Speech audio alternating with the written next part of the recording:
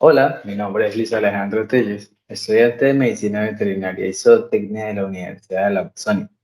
El día de hoy, junto a mis compañeras Laura Valentina Forero, Sandra Tatiana Oyola y Lidia Jimena Villalba, les vamos a presentar los sentidos del gusto, el olfato y el tacto, en los que se explicará cómo funcionan y qué estructuras están implicadas en ellas. El gusto es un sentido químico, el cual está relacionado con estímulos conocidos como sabores, los cuales ayudan a los animales a identificar estos mismos. Cabe resaltar que hay algunos animales o algunas especies que tienen mayor desarrollado este sentido y pueden distinguir mayor cantidad de sabores.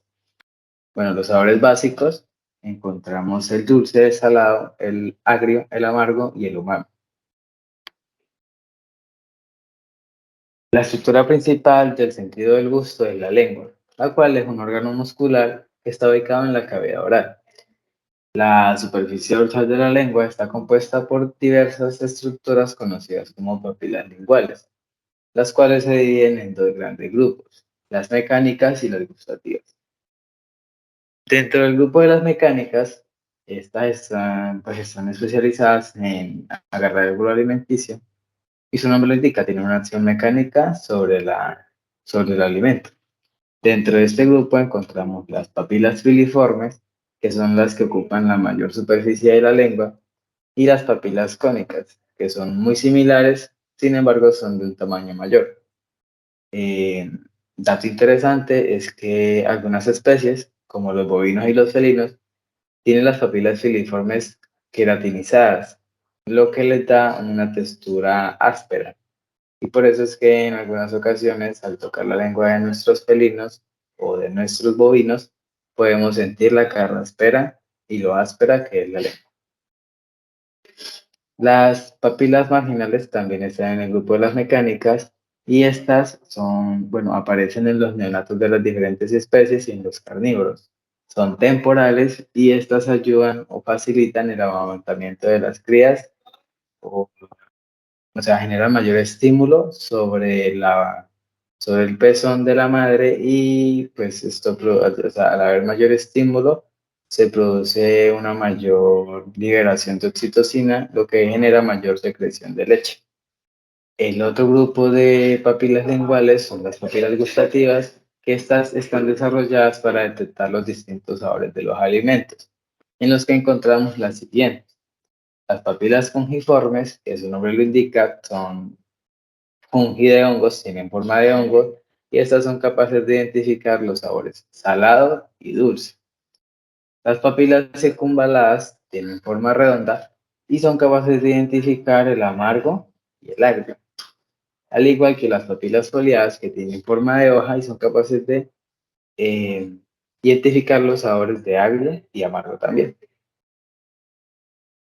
Cada papila gustativa, o bueno, a lo largo de la superficie de la lengua se encuentran los poros gustativos, que son, bueno, que contienen los botones gustativos, son capaces de recibir los estímulos sensoriales mediante células sensoriales, que son conocidas como neuroepiteliales.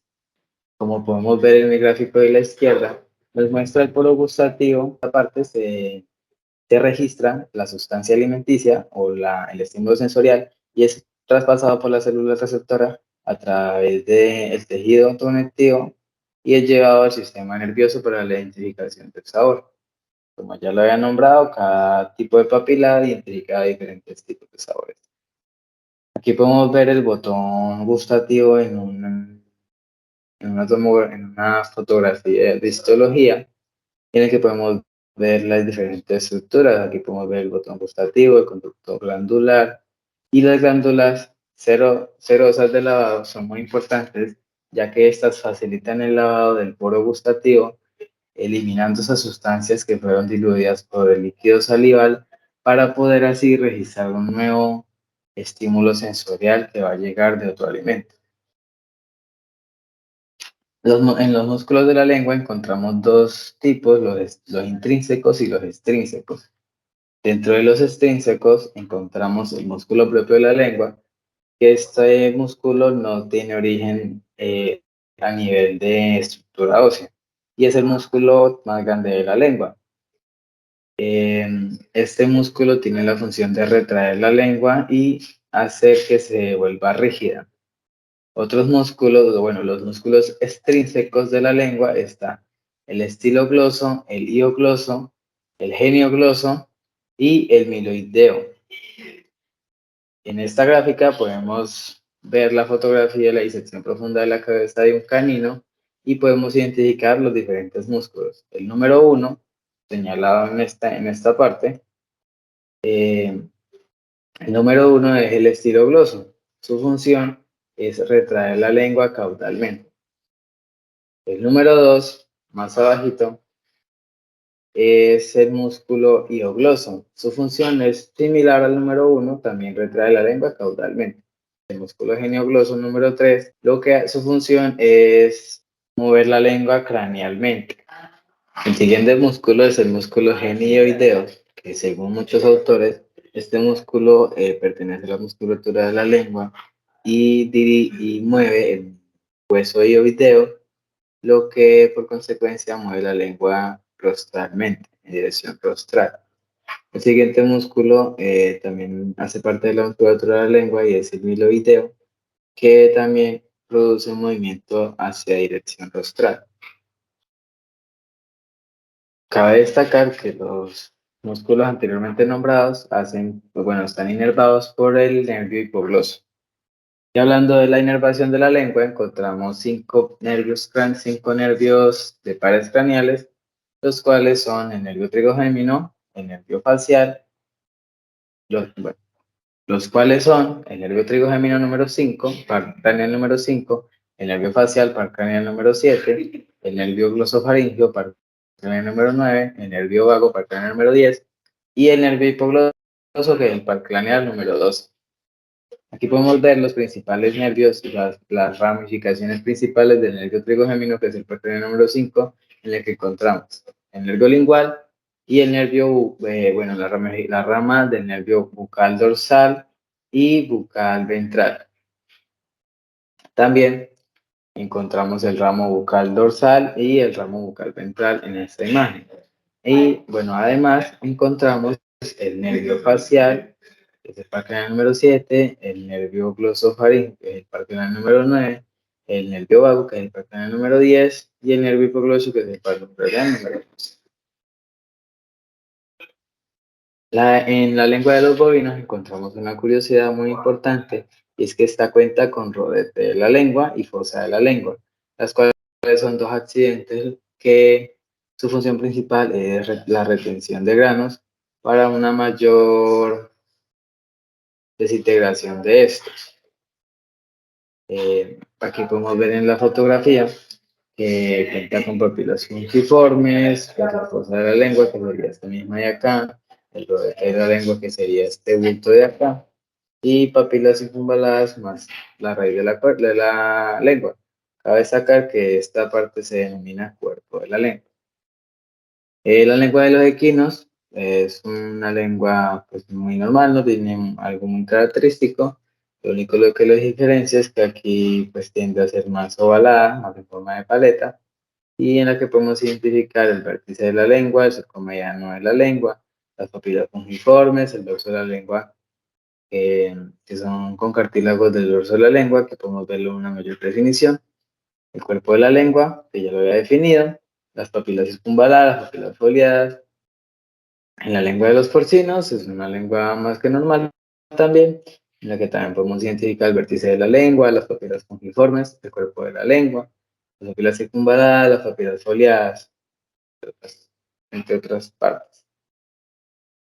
La lengua de los equinos tiene una condición o una característica muy especial, que es la termorregulación por disipación de calor. Lo que pasa es que la lengua de los caninos, al tener una gran circulación gran circulación de sangre, cuando se requiere en termorregular el cuerpo, o sea, para enfriar el cuerpo, lo que hace es abrir los canales de los capilares presentes en la lengua de los vasos sanguíneos y estos disipan la calor al tener mayor flujo de sangre. Por eso es que los perros jadean y pues presentan mucha secreción de líquido por la lengua. También que tiene un surco mediano prominente y eso quiere decir que tiene muy parecido con la lengua humana. También que la lengua de los caninos es una lengua bastante lisa. Aquí podemos evidenciar las distintas papilas. Aquí tenemos las fungiformes, las circunvaladas, este puntito de acá, las filiformes, el cuerpo de la lengua, el vértice de la lengua, la raíz de la lengua, el surco mediano de la lengua. Y en esta imagen podemos encontrar las distintas papilas. La lengua de los felinos, como ya lo había comentado, esta cuenta con papilas filiformes queratinizadas, las cuales le dan esa característica áspera y rugosa a la lengua. Aquí también podemos identificar el vértice de la lengua, el cuerpo, la raíz, y en esta zona podemos identificar las papilas queratinizadas, que al momento de uno sentirlas se siente áspera. El olfato. El olfato se encuentra asociado con el aparato respiratorio, ya que su principal función es el paso del aire. Y el órgano del olfato es la nariz, que tiene diferentes formas, donde se denomina hollares, que son los orificios que se pueden observar, y este varía dependiendo de la especie del animal, como tenemos el caso del canino, el bovino y el equino, que tienen una forma de coma invertida, mientras que para el porcino es una forma circular. El olfato cumple funciones importantes a la hora de la reproducción, ya que este es uno de los que ayuda a detectar el celo para el momento de aparearse. También en la alimentación del animal, ya que por medio de este pueden identificar el olor del alimento, y también en encontrar tanto alimento como el agua, a pesar de que esté subterráneamente. En el caso del cerdo, encontramos que puede detectar el agua hasta 100 centímetros de profundidad. Por otro lado, tenemos la parte de la maternidad, ya que por el olor de la cría, la madre puede identificarlo. En la sección del olfato, tenemos la nariz, que delimita por la parte dorsal con el hueso nasal y el hueso frontal. En las paredes encontramos el hueso incisivo. El hueso incisivo junto con el hueso nasal forman la cavidad nasal. Por otro lado, encontramos el hueso maxilar, el lagrimal, el hueso cigomático y el hueso palatino, que se encuentra ventralmente. Partes externas de la nariz. En las partes externas de la nariz encontramos por el lado de los carnívoros, que cuentan con un ala de la nariz y surco alar. Para el equino y el porcino, este surco alar no es pronunciado en ellos. Tenemos los cartílagos nasales, donde el principal es el cartílago septum, septal o septo. Cualquiera de estos nombres es el mismo, pues se refiere al mismo cartílago. Este cartílago es el cartílago medio del soporte de los hollares.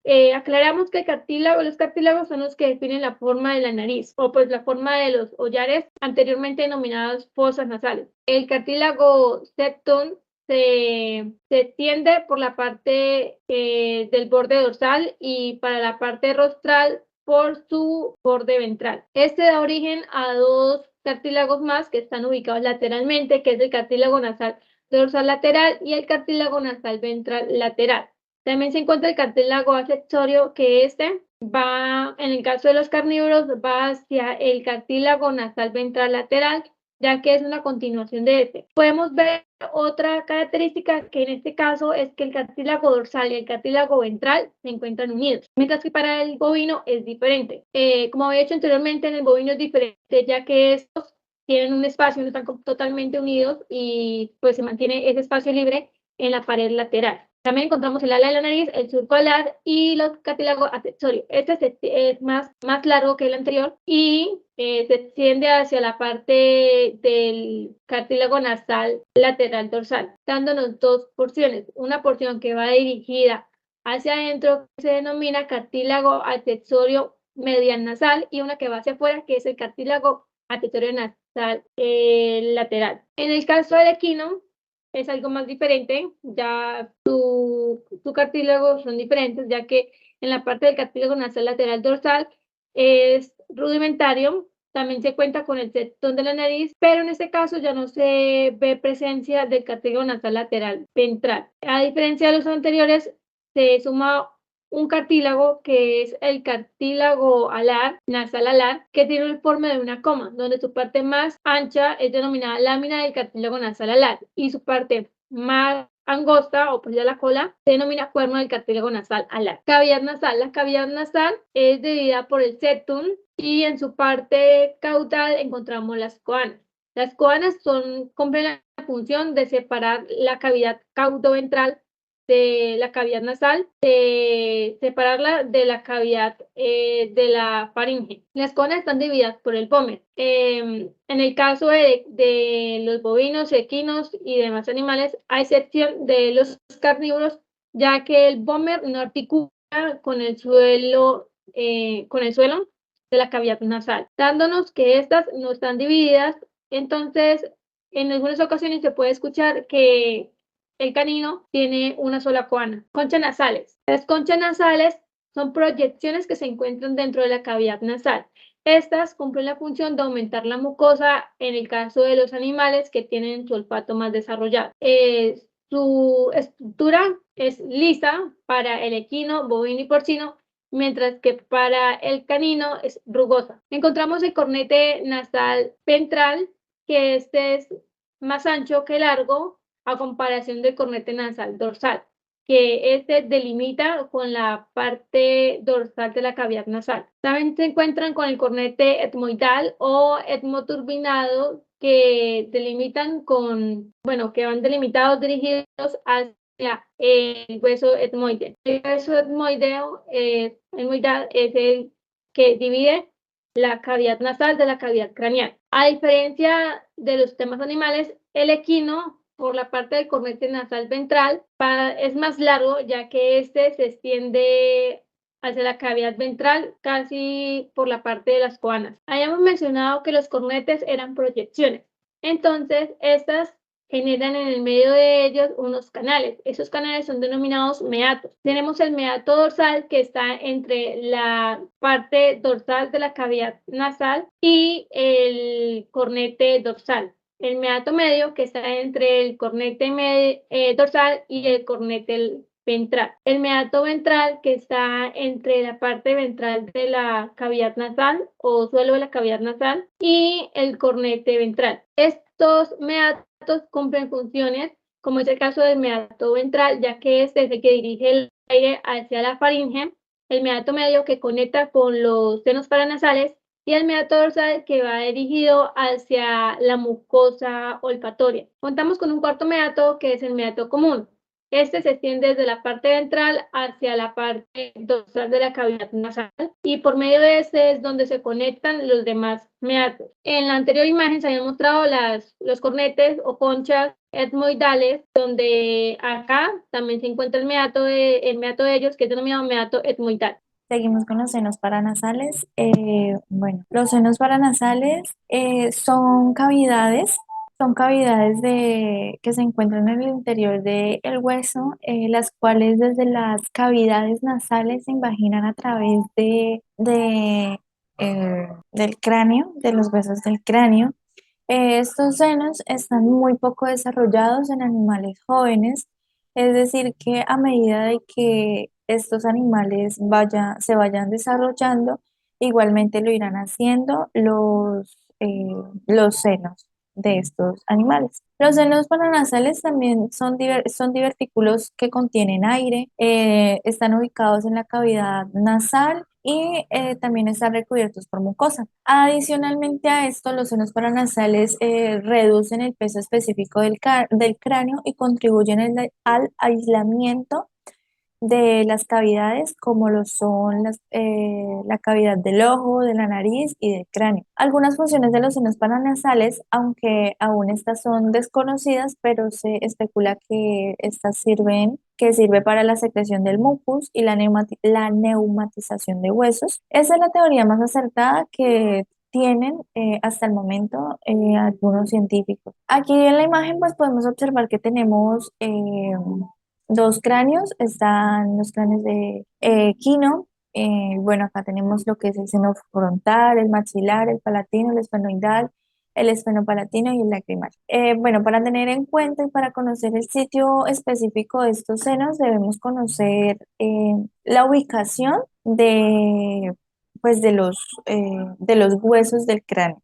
es decir, saber dónde tenemos ubicado el hueso frontal, el hueso maxilar, el cigomático, etcétera. Porque ya que pues en el hueso frontal eh, se encuentra el seno frontal y pues está ubicado por toda esa zona, lo delimita todo el hueso frontal. El hueso maxilar pues igualmente se encuentra ahí, el seno maxilar, y pues se delimita por toda esa parte.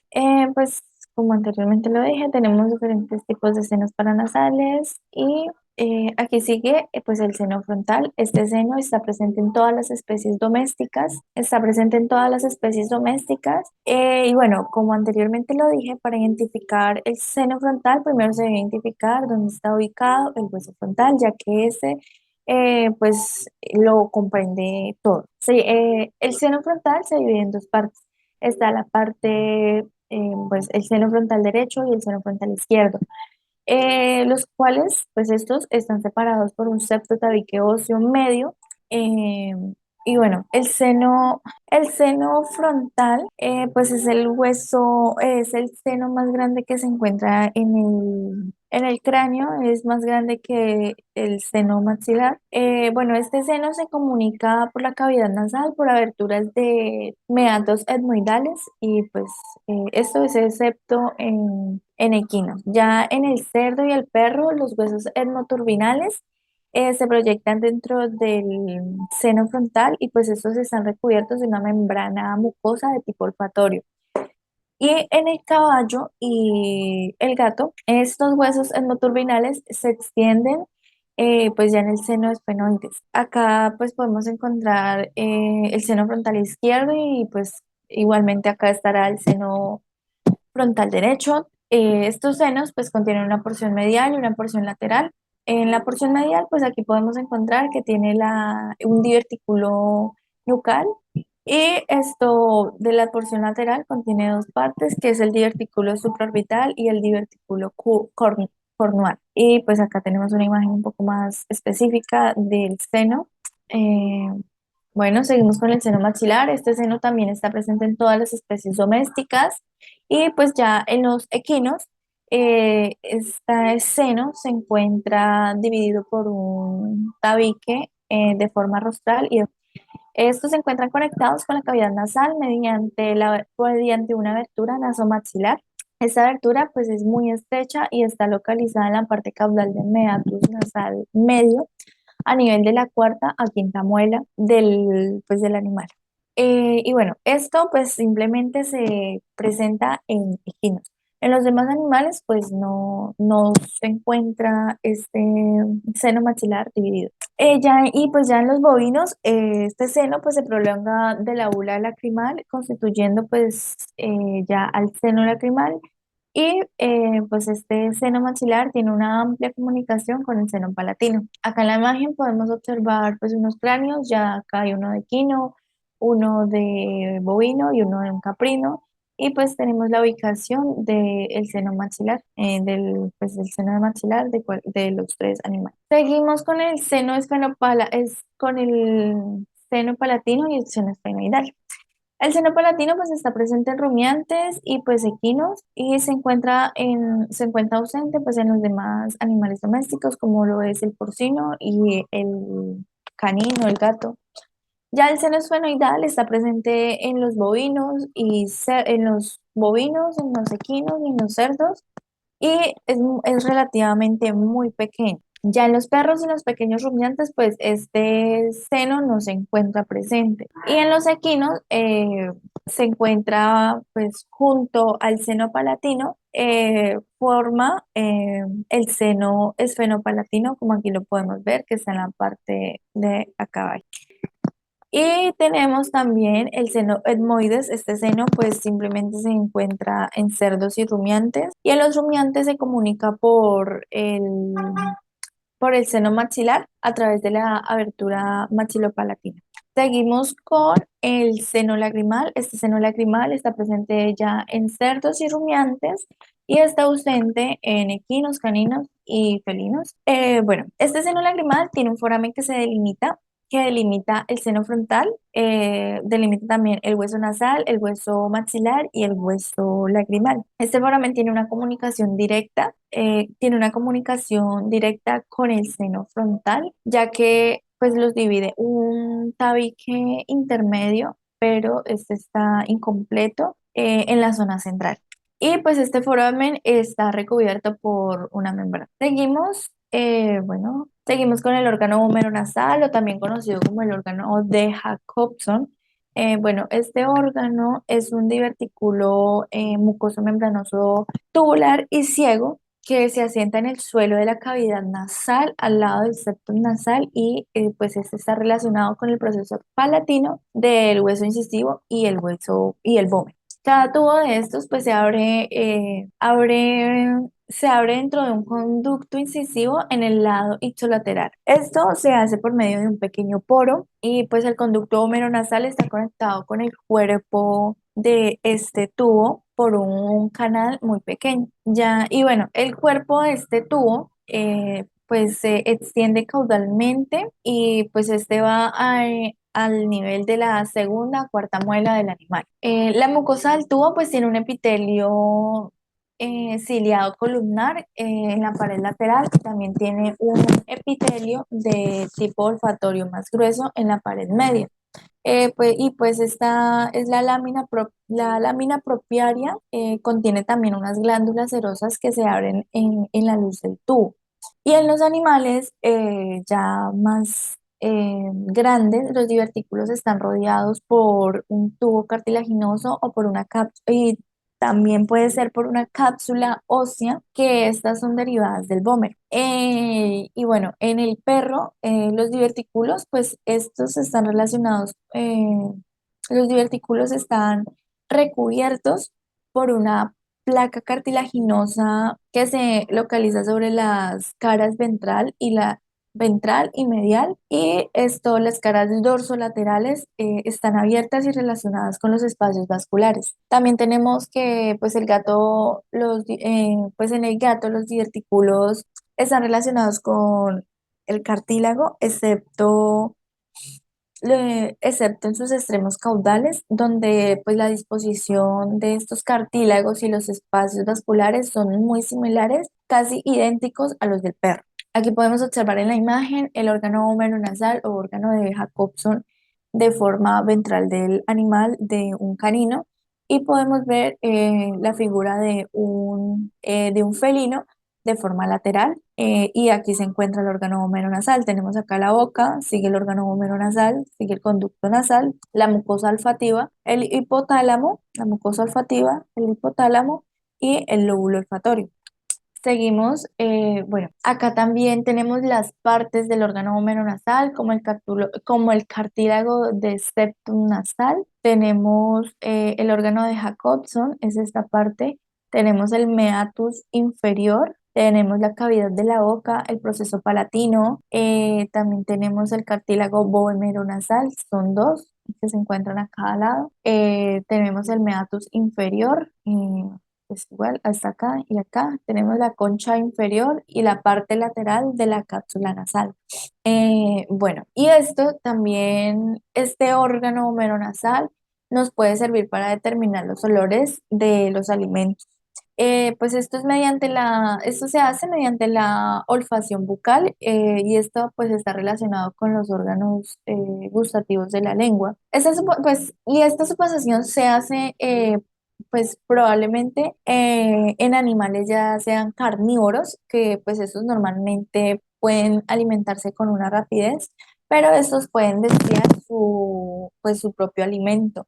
Es decir, que ellos pueden saborear o identificar lo que es la carne, el olor de la carne al olor de la presa normal. Esto pues hablando de un punto de vista un poco más digestivo, pero ya en los herbívoros pues este órgano nasal no serviría para mucho, sino que simplemente sería pues un órgano accesorio. Muchas gracias.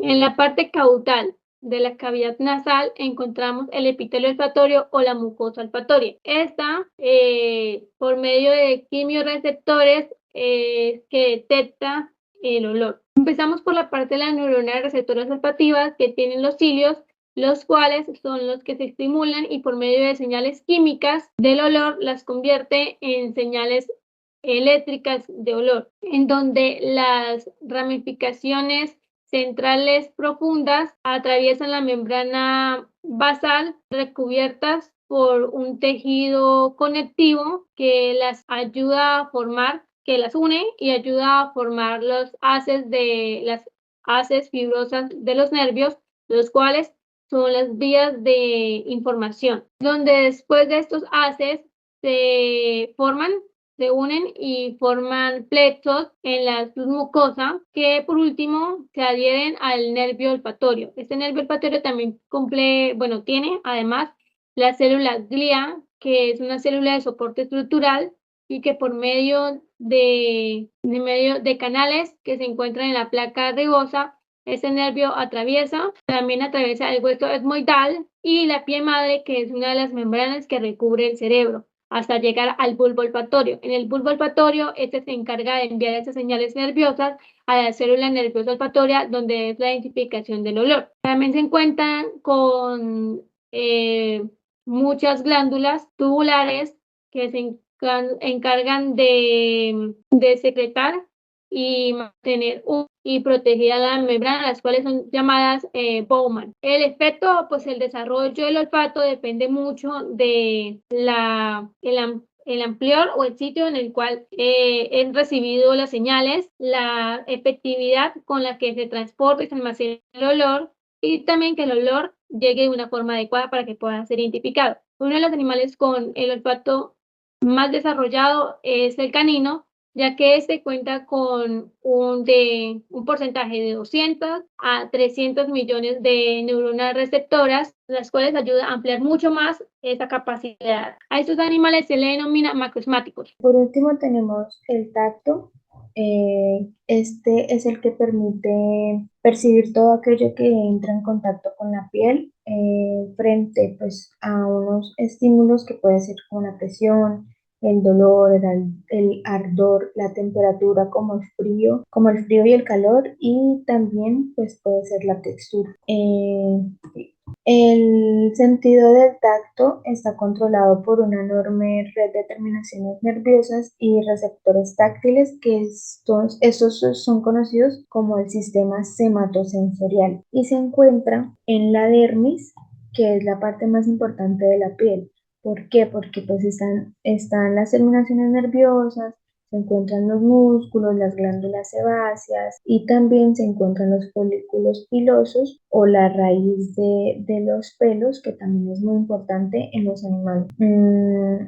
Los tipos de terminaciones nerviosas que ayudan al desarrollo óptimo del sentido del tacto funcionan dependiendo la sensación o el estímulo. Entonces, por lo menos en la sensación de presión y de contacto son los que actúan en el tegumento de los manguitos nerviosos que rodean los bulbos pilosos. Entonces, los cuales son los discos de Merkel, que son esos que están aquí.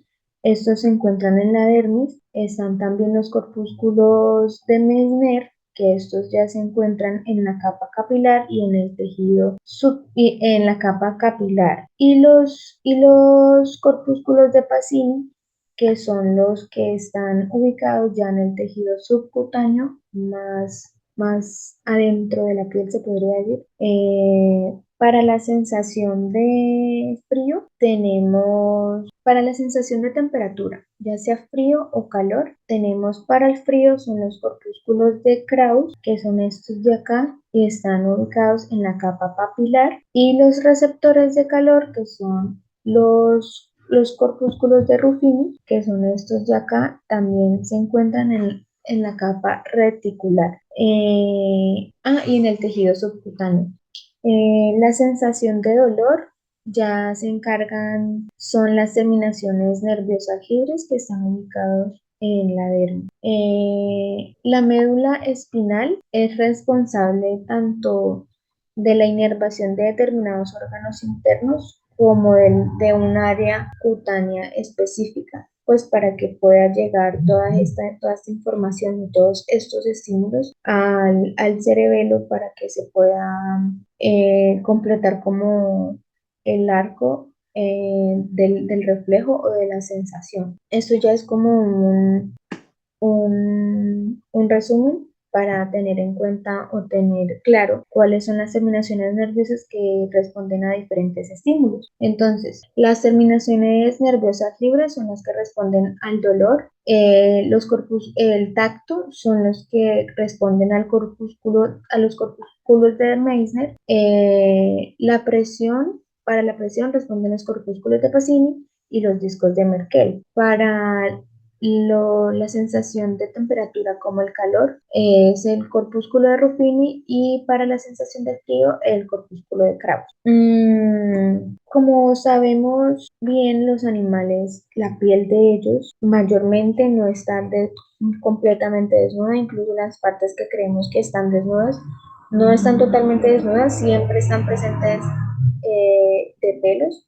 Entonces es importante hablar de los pelos, ya que estos también tienen terminaciones nerviosas que ayudan a también que sean táctiles, que sean muy buenos receptores táctiles. Entonces, entendemos por pelos que son los apéndices filiformes de origen dérmico y es en esta capa que se encuentran pues como las raíces o los folículos de los pelos. Entonces, como ya había dicho anteriormente, las terminaciones nerviosas se encuentran en la dermis y al encontrarse la raíz de los pelos en la dermis, esto es lo que le brinda las sensaciones táctiles a los pelos. Y la otra estructura, que ya es ya la parte que no está en la raíz del pelo, es lo que se conoce como lanza, y esta está situada por encima de la dermis, por encima de la epidermis. Por eso se pueden ver a simple vista, porque ya sale de la epidermis. El espesor del pelo puede ser muy variado, ya que pues puede variar de algunos milímetros de su grosor y el espesor de eso también varía pues según la función que requiera la especie. Este pelaje no, el pelaje es constituido por dos capas. Está el subpelo y está el sobrepelo. El sobrepelo es la que posee la acción táctil. Y especialmente son los que están en el área del rostro, que son los pelos táctiles. Y pues estos cumplen la función sensorial. Y el subpelo es la que está formada por varios pelos numerosos y abundantes y finos que están pues presentes en todo el cuerpo del animal, y esos pues sin duda ayudan a mantener la temperatura del animal. Entonces, los tipos de pelos que podemos encontrar en los animales son los pelos de cobertura, los pelos lanosos y las cerdas en este caso.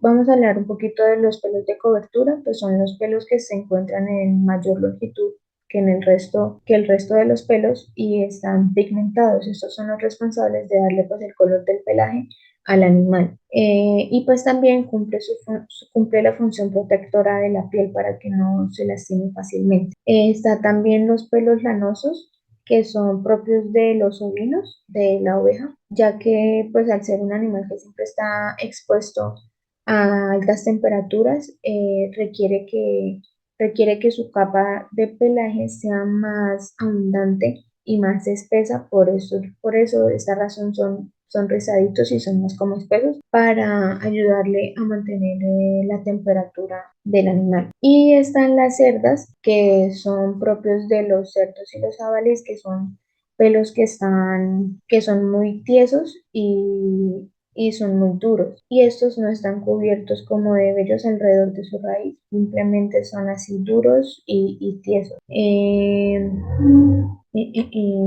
Listo. Otro tipo de pelos son las vibrisas, que estos son los que se encargan de la protección de las aberturas naturales del cuerpo. Y pues en este caso podemos ver el ollar de un caballo que tiene hartas vibrisas y pues es para proteger estas aberturas naturales.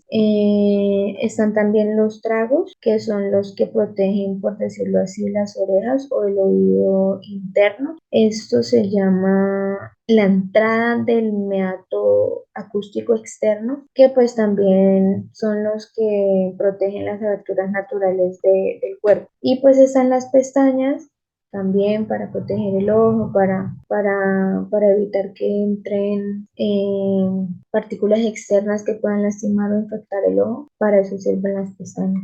Listo, ya para entrar en tema de los pelos táctiles, estos pelos están ubicados únicamente en la cabeza, en el área rostral, exceptuando pues unos pelos que tiene el gato en los carpos, que más adelante les voy a explicar cuál es la función de estos pelos. Y entonces los pelos táctiles en el folículo piloso, en la raíz, como estos pelos son muy rígidos y son muy grandes, alrededor de ellos se ha desarrollado un seno sanguíneo y cuya pared tiene o presenta un entretejido de nervios sensitivos.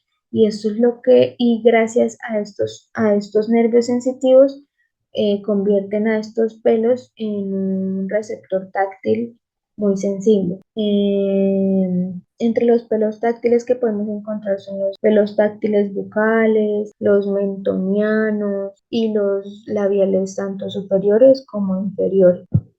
Esto también encontramos los pelos infraorbitarios, los supraorbitarios y los cigomáticos. También, como les dije, están los carpianos del gato, estos bigotes, por decirlo así, o pelos táctiles. Estos son los que ayudan a calcular la posición de la presa al ser los gatos cazadores innatos. Entonces, estos pelos les colaboran a los gatos para tratar de atrapar y mantener cautiva a su víctima.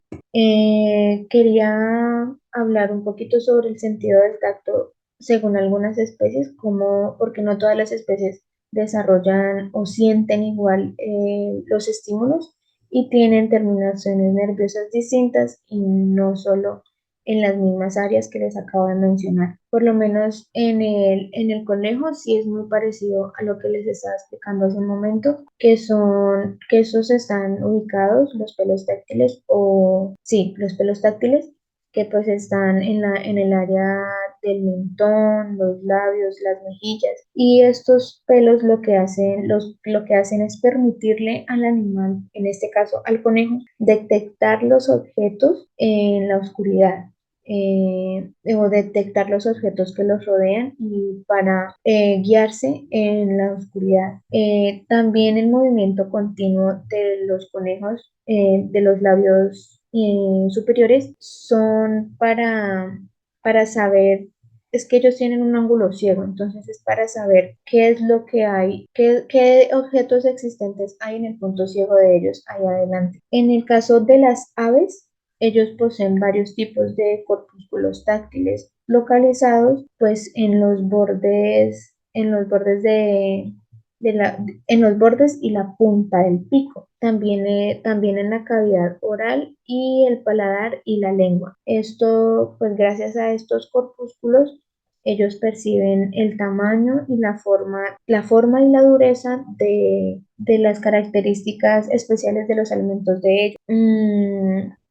En las cabras, el sentido del tacto lo tienen muy desarrollado es en los labios y pues eso les permite diferenciar entre tallos herbáceos, los leñosos y los espinosos. Y cada uno de ellos, y cada uno entre las diferentes partes de los mismos para poder consumirlos sin provocarles alguna lesión en la parte de la cavidad oral.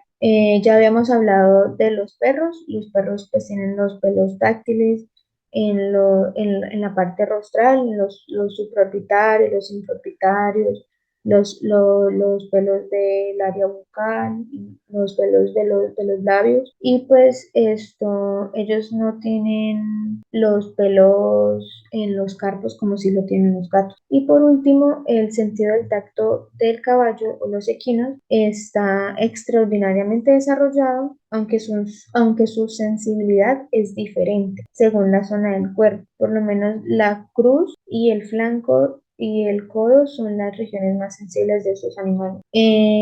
También quería hablar de la propiocepción y la interocepción, que esto va muy ligado al sentido del tacto. Por un lado, la propiocepción es la que informa al organismo la posición de los músculos y las otras partes corporales. Y la interocepción es el sentido de toda la condición del cuerpo interno, incluyendo la temperatura, el dolor y el picor. ¿Qué implica tener buen desarrollo de estos sentidos? Porque estos también se pueden considerar como unos sentidos, pero va muy ligado al sentido del tacto.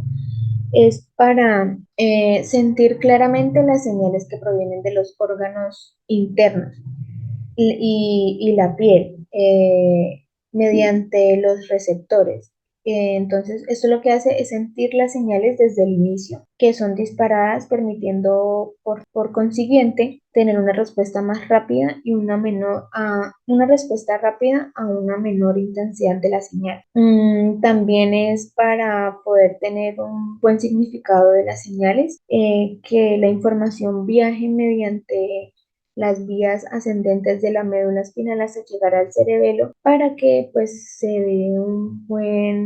tenga una buena interpretación del estímulo del estímulo que se está generando en esa parte del cuerpo. Y también esto sirve para dar una buena respuesta a las señales de una acción o comportamiento, por lo menos que si el perro, en este caso, podemos ver en la foto que si el perro tiene frío, entonces él se va a poner en una posición como para mantener el calor, se va a buscar un refugio como para no mojarse o para no estar tan expuestos. Y lo mismo pasa cuando tiene calor. Como ellos tienen estas terminaciones nerviosas, ellos pueden sentir el calor y entonces lo que hacen es que mediante la propiocepción y la interocepción, lo que hace es que el perro empiece a jadear para poder termorregularse internamente y pues no sufra, no sé, un choque de calor o algo así. Y pues ya eso sería todo de la exposición de nosotros, el gusto, el olfato y el tacto, y muchas gracias.